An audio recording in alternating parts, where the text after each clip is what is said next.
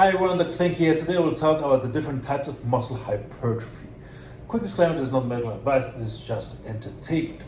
So, as you noticed, different training styles can lead to different types of muscle growth or muscle hypertrophy. So hypertrophy just means the growth of something. And when you talk about muscle hypertrophy, it's just muscle growth.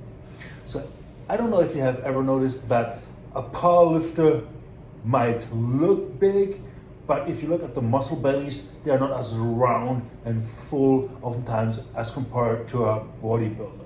So why is that so? So there are different type of muscle hypertrophy. We have one's sarcoplasmic hypertrophy, and then we have myofibrillar hypertrophy. Okay, so no worries, these are complicated terms. I will break them down for you in a second. So sarcoplasm is basically the liquid in the cell. Okay, so if we have our cell, our muscle cell, we have here the sarcoplasm, so where everything is floating in, and then we have our contractile proteins, those are the myofibrils. Okay, so sarcoplasmic, it just means the volume of liquid of a muscle cell. Okay, so this is a representation of a normal muscle cell, which is not hypertrophied.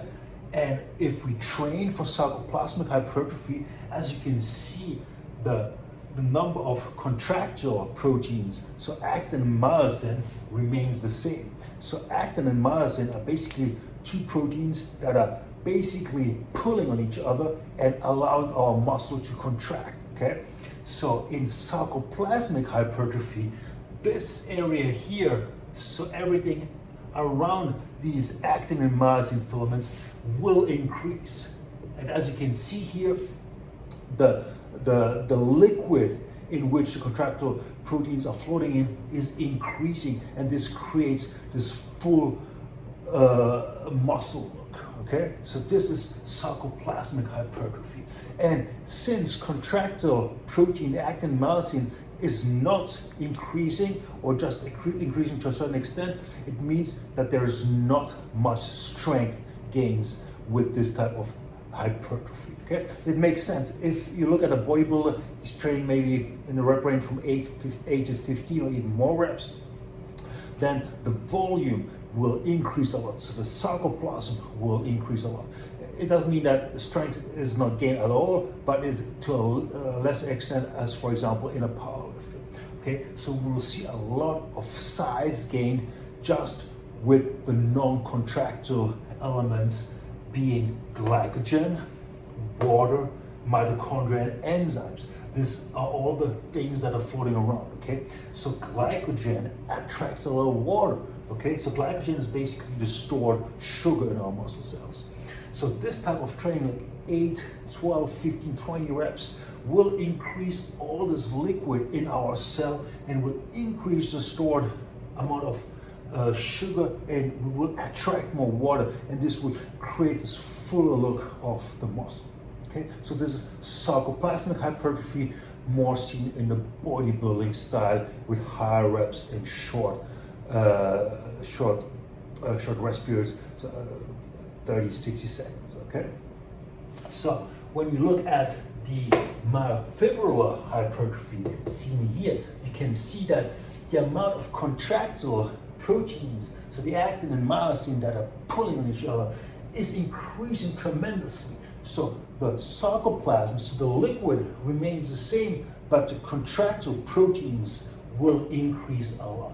So this will lead to a lot of strength gains. Okay, so this type of myofibrillar hypertrophy seen in powerlifters, for example, lift very heavy weight for a low number of repetition, like 2 or 3 reps. They will find that actin and myosin, contractile protein allowing the muscle to contract, that this increase a lot, while the liquid that is surrounding all that remains basically the same. So this leads to a lot of strength increase, but it does not lead to this full round look as we see in sarcoplasmic hypertrophy. All right, so to recap, if you want to have full round muscle bellies without excess excessive strength gain, sarcoplasmic hypertrophy is the way to go.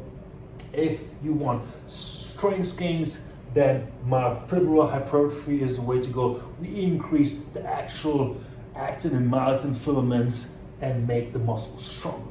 Okay? So sarcoplasmic and myofibrillar hypertrophy always go hand in hand to some extent.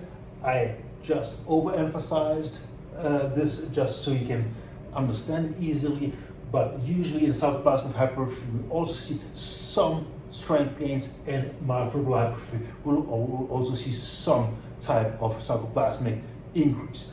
But as a rule of thumb, low light weights with a lot of reps will increase the sarcoplasm, make the muscle base look full and round without much strength gains, and the myofibrillar hypertrophy will make the muscle stronger and not make it look as round as in the sarcoplasmic hypertrophy. I hope this was interesting for you guys, and if you have any questions, please comment below. Thank you for watching and have a wonderful day.